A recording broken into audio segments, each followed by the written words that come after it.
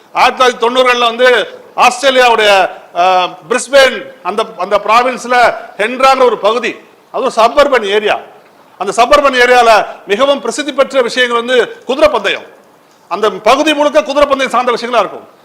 பேடாக்ஸ் இருக்கும், மேய்ச்சல் நிலம், ரேஸ் கோர்ஸ் இருக்கும், வெட்டினரி டாக்டர்ஸ் இருப்பாங்க. இதான் அந்த ஹென்ராங்கிற ஊர், ஹென்ராங்கிற பகுதியே.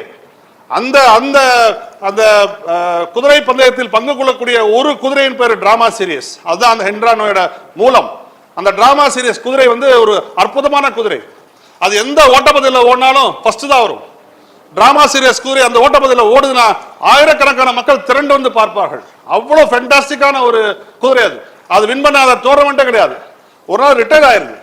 ரிட்டையர் ஆகி அந்த கூரைலாயத்துக்கு போயிருது. அந்த கூரைலாயத்தோட ஓனர் வந்து விக் ரேல். அவருடைய வேலை என்னன்னா, விக்ரயோட வேலை என்னன்னா, காலைல எழுந்திரிச்சோடனே எல்லா குதிரைகளையும் கூட்டிட்டு போய் அந்த பேடாக்ல போய் அந்த மேய்ச்சல் போய் விட்டுணும். ஒரு நாளோ இல்லை 2 நாள் கழிச்சு திருப்பி கூட்டு வருவார். திருப்பி இதான் தொடர்ச்சியா இருந்துச்சு. இந்த டிராமா சீரியஸ் குதிரை ரேஸ்ல இருந்து ஓய்வு பெற்ற பிறகு பிரெக்னென்ட் ஆயிருது. ஸோ அன்னைக்கு அவர் தான் காலைல அவர் அந்த குதிரையும் கூட்டிட்டு இந்த பக்கத்தில் இருக்க புல்வெளியில கொண்டு விட்டுட்டு வர்றாரு. அவர் விட்டுட்டு வந்த கொஞ்ச நேரத்தில் அவருக்கு தொலைபேசி அழைப்பு அந்த பகுதி வருது. இந்த மாதிரி நீங்க வந்து விட்டீங்களே டிராமா சீரியஸ் குதிரை, அந்த குதிரை வந்து திடீர்னு ரொம்ப சோர்ந்து போய் ரொம்ப அயற்சியா படுத்து கிடக்கு, நீங்க வாங்கன்னு சொல்றாரு. அப்ப அந்த விக்ரேல் வந்து ஏதோ வேலையா இருக்காரு. அவருடைய பார்ட்னர் லிசா சைமன்ஸ் அவங்களை கூப்பிட்டு நீங்க போய் இவரை என்னன்னு பார்த்துட்டாங்கன்னு சொல்றாரு. அந்த அம்மா போறாங்க, போய் பார்த்துட்டு ஒரு ட்ரெயிலர் எடுத்து போறாங்க. பார்த்தா அந்த குதிரை வந்து அப்படியே சோர்ந்து படுத்துக்கிறதுக்கு, அதில் சாப்பிட்டு அந்த புல்லும் கேரட்டும் அப்படியே வாயில அப்படியே இருக்குது, மென்னு முழுங்க முடியல. சரி ட்ரெயிலர் தூக்கி போட்டு குதிரையில அதை கொண்டு வந்துறாங்க. கொண்டு வந்தோடனே பக்கத்தில் இருக்க வெட்டினரி டாக்டர் பீட்டர் ரேன்னு ஒரு பேர், அவரை கூப்பிட்டு பார்க்க சொல்றாங்க. அவர் பார்க்குறாரு, ஏதோ ஒரு ஆன்டி வைரல் ட்ரக் கொடுக்குறாரு, கொடுத்துட்டு போயிடறாரு. அவர் வீட்டுக்கு போயிடறாரு. மறுநாள் காலை 4 மணிக்கு அந்த பீட்டர் ரேனுக்கு வந்து தொலைபேசி அழைப்பு போகுது. இந்த குதிரை லாயத்துலேருந்து நீ உடனே கிளம்பி வாங்க, இந்த டிராமா சீரியஸ் குதிரை வந்து சாகிறதுக்கான நிலையில் இருக்குன்னு சொல்றாரு. அவர் அடிச்சு பிடிச்சு வர்றாரு. அவர் வந்து பார்த்தார், கிட்டத்தட்ட அந்த குதிரை வந்து செத்து கிடக்கும். பயங்கர அதிர்ச்சியா இருப்பாரு. உதெல்லாம் வீங்கி போயிருக்கும், அங்கங்க திட்டு திட்டா இருக்கும். பயங்கர அதிர்ச்சியா இருப்பாரு. என்ன நினைச்சு தெரியாது யாருக்கும்.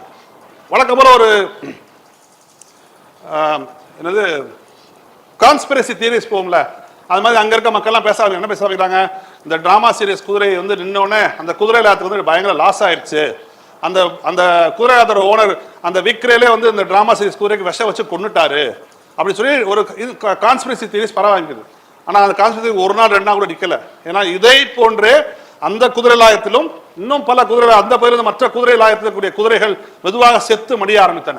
ஒரு வாரத்தில் 100கணக்கான குதிரைகள் இறந்துவிடும். இந்த விக்ரேலும் பாதிக்கப்பட்டு மருத்துவமனை சேர அவரும் உயிரிழப்பார். அந்த குதிரை லாயத்தை வேலை பார்த்த ஒருத்தரும் கிட்டத்தட்ட மருத்துவமனையில் உயிர் போராடி கொண்டிருப்பார். அந்த பகுதியை ஆடி போயிடும். அந்த விக்டோரியா மாகாணமே வந்து ஆடி போயிடும். கவர்மெண்ட் வந்து ஒரு கமிட்டி ஃபார்ம் பண்ணுவாங்க. ஒரு எபிடமியாலஜிஸ்ட், ஒரு வைராலஜிஸ்ட், இந்த மாதிரி கூட எல்லா நிபுணர்களையும் போட்டு அவங்க கமிட்டி ஃபார்ம் பண்ணுவாங்க. அந்த கமிட்டி வந்து இந்த செத்து போன குதிரையோட சாம்பிள்லாம் எடுத்து ஒப்பிட்டு பார்க்கறாங்க. இந்த மாதிரி குதிரைகள் ஆப்பிரிக்கன் ஹார்ஸ் சிக்னஸ் அப்படி ஒரு வைரல் டிசீஸ் இருக்கு, அவர் ஒப்பிட்டு பார்ப்பாங்க. இல்ல அது இல்ல, இது வேற ஸ்ட்ரக்சர் இருக்கு. உலகத்தில் எல்லா வைரல் டிசீஸோடையும் ஒப்பிட்டு பார்ப்பாங்க. ஏதோயும் ஒத்து போகாது.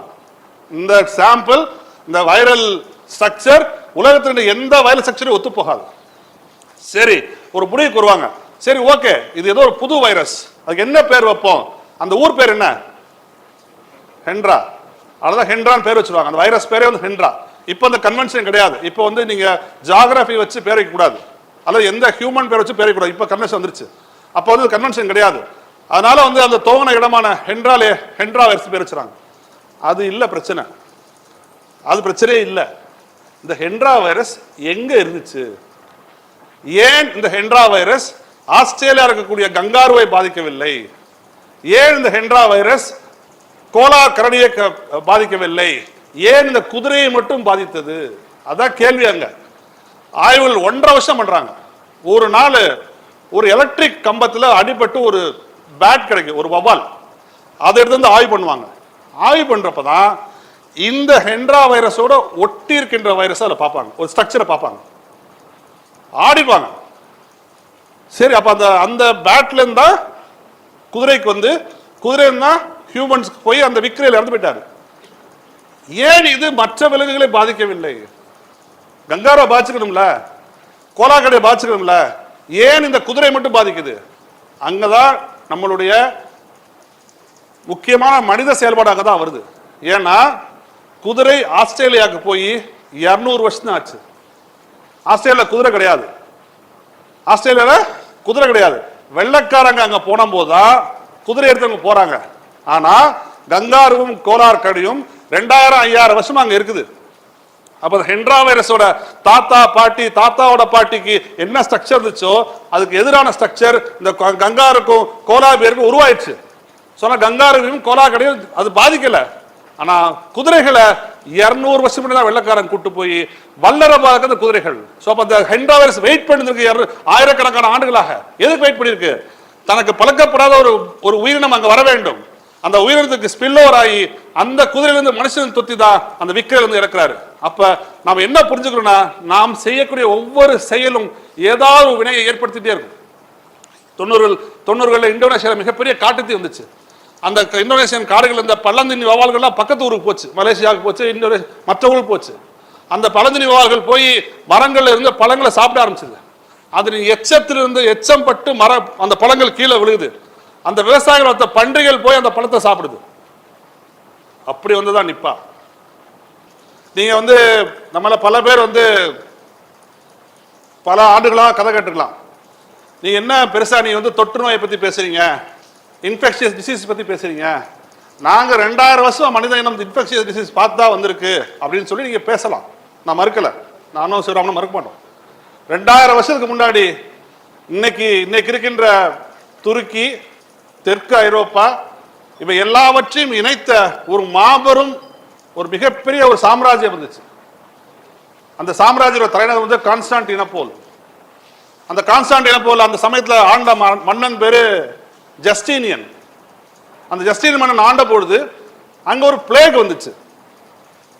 அங்க வந்துச்சு.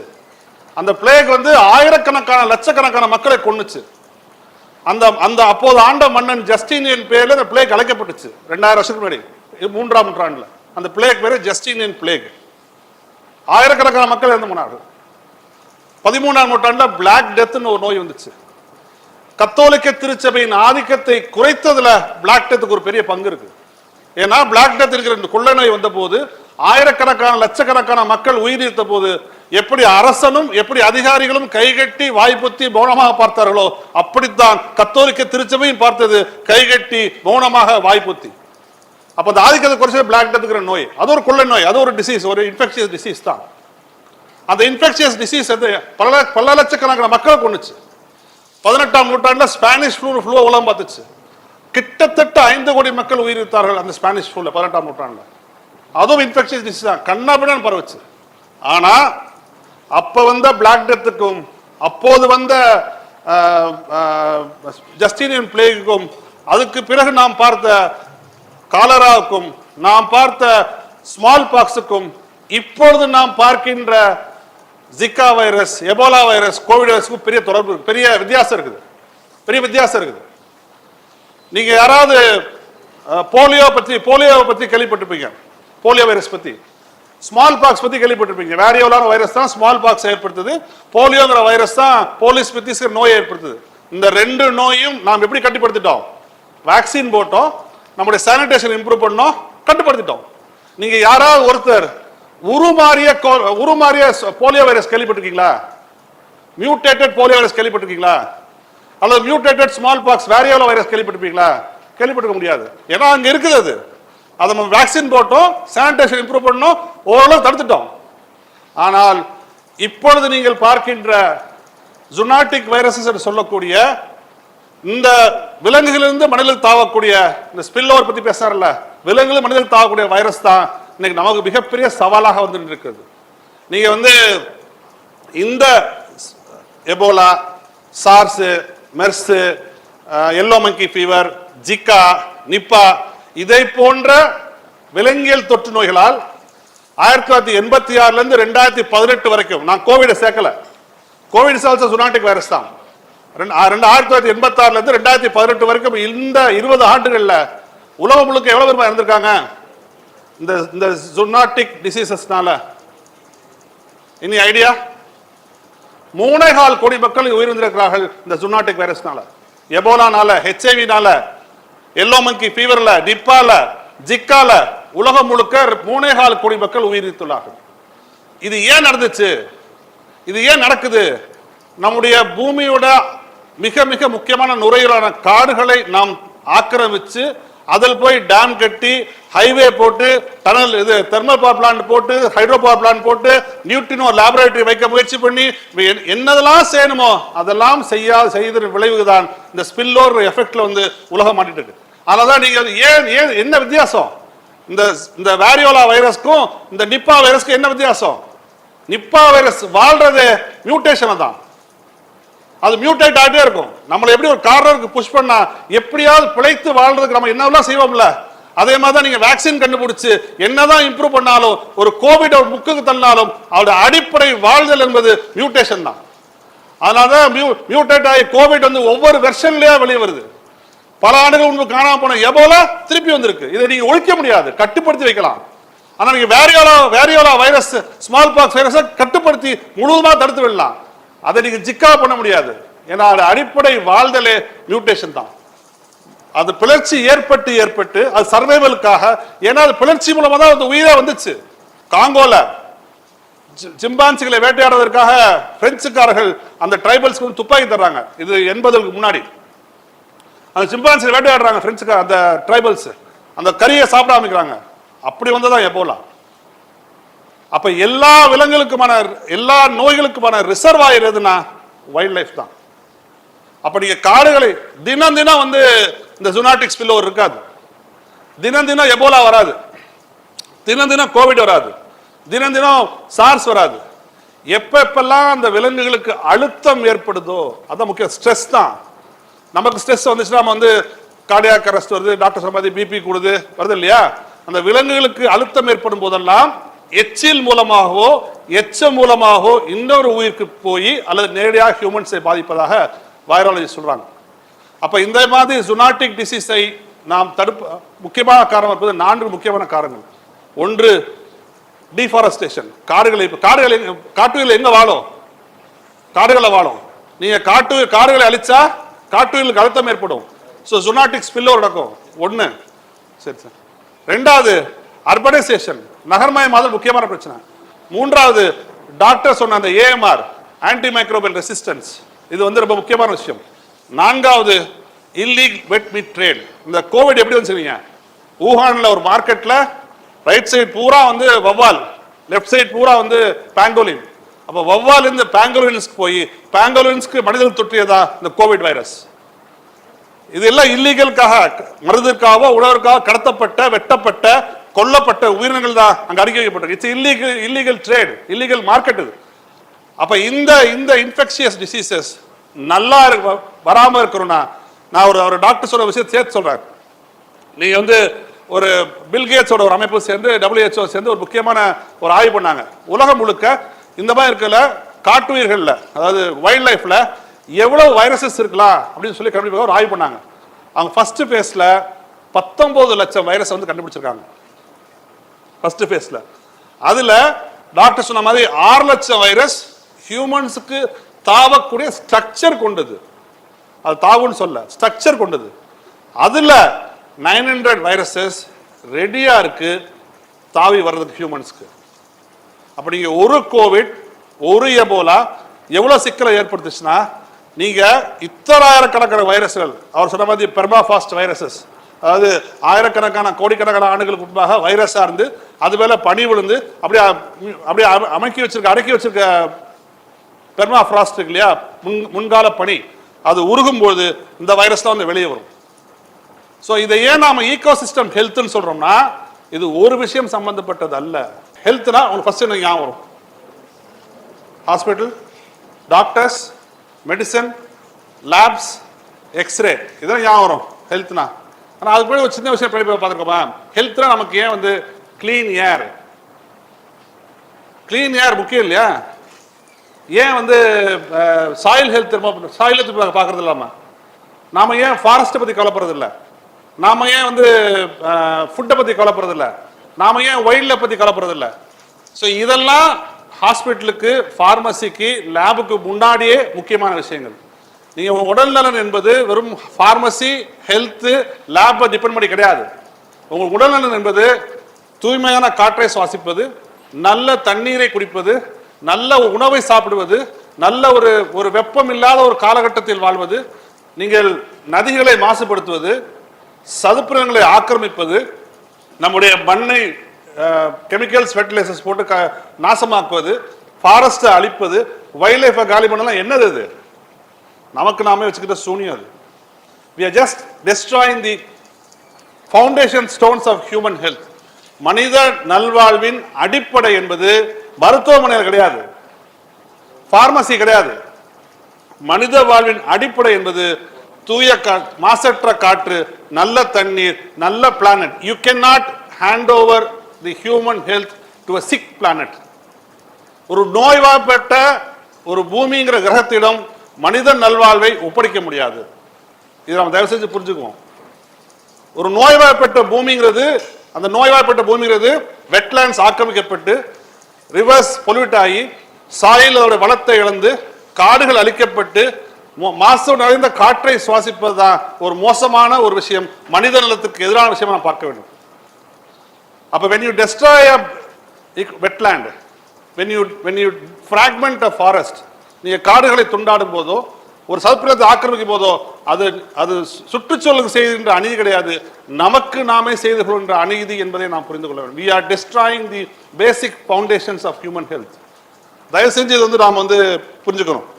So we cannot separate planet from human health. நீங்க வந்து இந்த பிளானட் தான் நம்முடைய ஃபர்ஸ்ட் ஹாஸ்பிட்டல், இந்த பிளானட் தான் நம்முடைய ஃபர்ஸ்ட் ஃபார்மசி, இந்த பிளானட் தான் நம்முடைய ஃபர்ஸ்ட் ஃபுட் சிஸ்டம். இந்த மூணு நல்லா இருந்தால் தான் நீங்க நல்லா வாழ முடியும், நீங்க தான் மனிதர்கள் வாழ முடியும். அப்ப நமக்கு இன்னைக்கு சவால்களாக இருப்பது இந்த ஈகோ சிஸ்டம்ஸ்ல நடைபெறுகின்ற பல்வேறு தாக்குதல்கள் மிக மிக முக்கியமான விஷயமா இருக்கு. வெறும் பிளான்ட் ஹெல்த்தோ, வெறும் அனிமல் ஹெல்த்தோ, வெறும் ஃபாரஸ்டோ அல்லது வெறும் சாயிலோ, வெறும் உணவோ மட்டும் சம்பந்தப்பட்டது அல்ல. ஒட்டுமொத்தமாக இவை எல்லாம் இன்டர் கனெக்டட் வேர்ல்ட் என்பதை நாம் தயவு செய்து புரிந்து கொள்ள வேண்டும். இத்தாலிக்கும் பிரான்ஸுக்கும் கொசுக்கும் சம்பந்தம் கிடையாது, ஏன்னா கோல்டு கண்ட்ரிஸ். ஆனால் இன்னைக்கு இத்தாலியிலையும் பிரான்ஸ்லையும் டெங்கு காய்ச்சல் வந்து இறப்பதை நாம் கண்கூடாக பார்த்து கொண்டிருக்கிறோம். டெங்குக்கும் பிரான்ஸுக்கு சம்பந்தம் கிடையாது, டெங்குக்கும் இத்தாலிக்கு சம்பந்தம் கிடையாது. ஆனா இவ்வளவு ஒரு கோல்டு கண்ட்ரிஸ்க்கு ஏன் டெங்கு? கொசு வந்து டிராபிக்கல் இன்செக்ட், வெப்பமண்டல ஒரு இன்செக்ட். அது எப்படி வந்து அங்க போச்சு, எப்படி வந்து அங்க வாழுதுன்னா அந்த அளவுக்கு டெம்பரேச்சர் அங்க கூடிச்சு என்பதை நாம் புரிந்து கொள்ள வேண்டும். ஸோ ஹீட் வேவ்ஸ் மக்களை கொள்ளுது, இன்னொரு பக்கம் ஃப்ளட்ஸ் வந்து மக்களை கொள்ளுது, டயரியா மாதிரி பல விஷயம் மக்களை கொள்ளுது. ஃபாரஸ்ட் அழிக்கிறது வந்து ஜூனாட்டிக் டிசீஸ் காரணமா இருக்கு, சாயில இது பண்ணது நம்மளோட ஃபுட்டுக்கான விஷயத்தை வந்து வீக்கெண்ட் பண்ணுது. இப்படி எல்லா விஷயத்தையும் நான் செய்துவிட்டு நாம் நலமோடு இருக்க முடியும் என்று நினைத்தால் நிச்சயமாக ஒருபோதும் நலமோடு இருக்க முடியாது என்பதை நாம் தயவு செய்து புரிந்து கொள்ள வேண்டும். Planet is the first hospital, planet is the first pharmacy, planet is the first food system என்பதை நாம் புரிந்து கொண்டால் தான் இந்த ஈகோ சிஸ்டம் நல்லா இருந்தால் தான். நீங்க வந்து ஒவ்வொரு ஈகோ சிஸ்டம் ஒரு பயன் இருக்கு. வெட்லாண்ட்ஸ் வந்து தண்ணீரை சேவ் பண்ணி கிரவுண்ட் வாட்டர் ரீசார்ஜ் பண்ணும், ஆறுகள் வந்து தண்ணியை கடத்தி கொண்டு கடலை கொண்டு சேர்க்கும், நம்ம குடிநீர் ஆதாரமா இருக்கும். காடுகள் வந்து நமக்கான கார்பனை நமக்கு தேவை, நம்ம கார்பனை சிங்க் பண்ணுது, காட்டுயிர்களுக்கு வாழ்விடமா இருக்கு. அலையாத்தி காடுகள் மேங்க்ரூவ் ஃபாரஸ்ட் வந்து கோஸ்டல் கம்யூனிட்டிஸை ப்ரொடெக்ட் பண்ணுது, மீன்வளத்துக்கு முக்கியமான காரணமா இருக்கு. கோரல்ஸ், ஃபைட்டோ பிளாங்க்டோன்ஸ், கடலுக்கு கூடிய கண்ணுக்கு புறப்படாத உயிரினங்கள் தான் நம்முடைய 50% ஆக்சிஜன் ப்ரொடியூஸ் பண்ணுது. நிக்காலா சுல்தானி சொன்னார்ல, கடல் ப்ரொடியூஸ் பண்ணு சொன்னார்ல, கடல் எப்படி ப்ரொடியூஸ் பண்ணும்? கடலில் இருக்கக்கூடிய ஃபைட்டோ பிளாங்க்டோன்ஸ், ஜூவோ பிளாங்க்டோன்ஸ் போன்ற கண்ணுக்கு புறப்படாத மைக்ரோஸ்கோபிக் ஆர்கானிசம்ஸ் தான் நமக்கான ஆக்சிஜனில் 50% to 70% ப்ரொடியூஸ் பண்ணுது. அது உணவை தயாரிக்கும் பொழுது ஆக்சிஜனை வெளியிடுது, நமக்கு ஆக்சிஜன் கிடைக்குது. அப்ப இந்த எல்லா சிஸ்டம்ஸும் எது? Wetlands, mangrove forest, oceans, reverse, soil, இவை எல்லாம் சேர்த்ததுதான் இந்த பிளானட். அப்ப இந்த பிளானட்டோட ஈகோ சிஸ்டம் நல்லா இருந்தா தான் நாம நலமோடு வாழ முடியும் என்பதை வலியுறுத்துவதா the one health approach. We cannot differentiate human health with ecosystem health. ecosystem health நல்லா இருந்தா தான் இந்த பூமியின் பூவுலகின் நலன் நல்லா இருந்தா தான் ஹியூமன்ஸோட ஹெல்த் நல்லா இருக்கும் என்பதை நாம் தயவு செய்து புரிந்து கொள்ள வேண்டும். நாம் செய்கின்ற ஒவ்வொரு செயலும் சரி, என்ன செயலும் சரி, நீங்க குதிரையை கூட்டு வந்து ஆஸ்திரேலியா விட்டு இருந்து ஆரம்பிச்சு நீங்க எதமா எடுத்துக்கோங்க, அவை எல்லாவற்றுக்கும் ஏதோ ஒரு எதிர்வினையை இயற்கை நடத்தி கொண்டே இருக்கும். அதுக்கு நம்ம பாதிப்புகளை நமக்கு ஏற்படுத்திட்டே இருக்கும். நீங்க யாராவது கேள்விப்பட்டிருக்கீங்களா? குன்னூர்ல வந்து மயில் இருக்கு. நீங்க குன்னூர்ல ஏன் மயில் கூடாது? மயில் வந்து டிராபிக்கல் ரீஜனில் இருக்கக்கூடிய ஒரு பறவை அதே குன்னூருக்கு போச்சு, ஊட்டிக்கு போச்சு. அப்படின்னா அங்கே டெம்பரேச்சர் வந்து நான் 35 டிகிரி செல்சியஸ் ஆயிடுச்சு. அதான் மயில் வாழக்கூடிய தகுதி அங்கே வந்துருச்சு. மயில் போறது மட்டும் பிரச்சனை இல்லை. அப்போ மயில் சாப்பிடக்கூடிய உணவு கிடைக்குமா, அல்லது மயிலே சாப்பிடக்கூடிய விஷயங்கள் அங்கே நடக்குமா? இது எல்லாமே ஒரு இன்டர்கனெக்டட் விஷயங்களாக பார்க்க வேண்டும். அதுதான் நாம் சொல்றது. ஒரு செயல்பாடு என்பதை நீங்க வந்து வரக்கூடிய 10-15 ஆண்டுகள்ல இப்பொழுது உலகத்தில் நடைபெறக்கூடிய மரணங்களை விட 2,50,000 மரணங்கள் அதிகமாக நிகழும் climate சேஞ்சினால. 2,50,000 deaths will happen more than what is happening now because of climate change. இதுதான் டேட்டா நமக்கு சொல்லுது. இதுதான் டேட்டா சொல்லுது. ஈவன் WHO என்ன சொல்லுது, லான்செட்டோட அந்த கிளைமேட் அண்ட் ஹெல்த் ரிப்போர்ட் என்ன சொல்லுது, climate change will undo the progress that the humanity has achieved in the last 150-200 years in terms of public health ன்னு சொல்லுது. கடந்த 150-200 ஆண்டுகளாக மனித இனம் சுகாதாரத்துறையில் பெற்ற முன்னேற்றங்களை இல்லாமல் செய்துவிடும் காலநிலை மாற்றம் சொல்லுது அந்த report. AMR will be the climate change of the health department சொல்லி அந்த ரிப்போர்ட் வந்து சொல்லுது. அப்ப ஒவ்வொரு விஷயமும் சரி, நாம் செய்கின்ற ஒவ்வொரு விஷயத்தையும் அனிமல் ஹெல்த் ஆகட்டும், பிளான்ட் ஹெல்த் ஆகட்டும், சாயில் ஹெல்த் ஆகட்டும், எல்லா விஷயங்களும் அது நம்மோடு சம்பந்தப்பட்ட விஷயம் என்பதை நாம் தயவு செய்து புரிந்து கொள்ள வேண்டும். நீங்க வந்து ஒவ்வொரு விஷயத்தையும் பத்தி நாம் வந்து பேசும்போது பாத்தீங்கன்னா தோணும் உங்களுக்கு, ஒரு நம்ம சென்னையில் வந்து 1 டிகிரி செல்சியஸ் கூடிய நீ பார்ப்பீங்க. நம்மளை பொறுத்த மட்டும் 1 டிகிரி செல்சியஸ் வெளியே கூடுச்சுன்னா நம்ம ஏர் கண்டிஷனர்ல 25 டிகிரி 24 வச்சிருவோம், அவ்வளவுதான். நமக்கு வந்து 1 degree rise outside is 1 degree less in your air conditioner.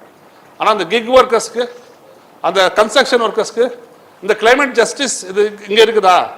ஏன்னா அந்த மக்கள், அந்த கன்ஸ்ட்ரக்ஷன் ஒர்க்கரோ இல்ல அக்ரிகல்ச்சர் லேபரரோ அல்லது ஆட்டோ ஓட்டுநரோ அல்லது கிக் ஒர்க்கரோ யாரும் காரணம் இல்ல இந்த கார்பன் எமிஷனுக்கு. அப்ப எந்த செக்டார் காரணமோ அவங்க அதிகமான பாதிப்புகளை சந்திக்கிறது கிடையாது. அப்ப யார் பாதிக்கப்படுறானா, மார்ஜினலைஸ் கம்யூனிட்டிஸ் தான் அதிகமாக பாதிக்கப்படுறாங்க. ஸோ கிளைமேட் ஜஸ்டிஸ் ஆங்கிள் பார்த்தாலும் இந்த ஒன் ஹெல்த் பெர்ஸ்பெக்டிவ்ல நாம் வெப்பத்தை தணிப்பது, ஈகோசிஸ்டம்ஸை பாதுகாப்பது என்பது எல்லோருக்குமான ஒரு ஹெல்த்தை டெலிவரி பண்ற விஷயமா நாம் பார்க்க முடியும். Climate change is not just environmental issue, it's a major health issue என்பதை நாம் தயவு செய்து புரிந்து கொள்ள வேண்டும். அதற்காக இந்த ஒரு நாள் நிகழ்ச்சியை ஒட்டி இங்க வந்துள்ள உங்க அனைவருக்கும் நான் வந்து ஃபர்ஸ்ட் நான் பாராட்ட தெரிவிச்சுக்கிறேன். நம்ம எல்லாரும் என்ன செய்யணும்னு கேட்குறீங்க, we have to protect all the ecosystems whatever way. நாங்கள் ஏன் பரந்தூர் எடுத்து போராடுறோம்? எங்களுக்கு வேற வேலை இல்லையா? ஏன் பரந்தூர் போராடுறோம்? பரந்தூர் ஏர்போர்ட்டுக்கு அந்த ஏரியாவில் மட்டும் 33 வாட்டர் பாடிஸ் அழிக்கிறாங்க. 33. பரந்தூருக்கும் சென்னைக்கும் இடையில ஆயிரக்கணக்கான வாட்டர் பாடிஸ் இருக்கு. அப்ப ஏர்போர்ட்ல டெவலப்மெண்ட் என்ன பண்ணும்? அந்த வாட்டர் பாடிஸ் ஃபுல்லா அழிக்கும். ஒரு வாட்டர் பாடி அழிச்சுன்னா அது வெறும் வாட்டர் பாடி இல்ல, அது பெரிய ஈகோசிஸ்டம் சர்வீஸ் பண்ணுதாங்க. ஒரு மைக்ரோ கிளைமேட்டிக் கண்டிஷன் உருவாகும். சென்னையில அர்பன் ஹீட் ஐலண்ட்ஸ் அதிகரிச்சுன்னா இன்னும் கொஞ்சம் நாள் கழிச்சு அந்த ரீஜன்லயும் அர்பன் ஹீட் ஐலண்ட் அதிகரிச்சுன்னா ஃபுல்லா கான்கிரீட்டைஸ் பண்ணிடுவாங்க, ஃபுல்லா கான்கிரீட் போட்டுருவாங்க. அப்ப நாம எந்த அளவுக்கு நாம் வந்து மேங்க்ரோவை ப்ரொடெக்ட் பண்ணணும், ரிவர்ஸை ப்ரொடெக்ட் பண்ணணும், வெட்லாண்டை ப்ரொடெக்ட் பண்ணிக்கிறோமோ, காப்பாற்றிக்கிறோமோ, அதுக்கான குரல் நாம ஒழிச்சுக்கிட்டே இருக்கணும். அவை காப்பாற்றப்படுவது அவதான் ஆக்சுவல் பப்ளிக் ஹெல்த் இன்ஃப்ராஸ்ட்ரக்சர்.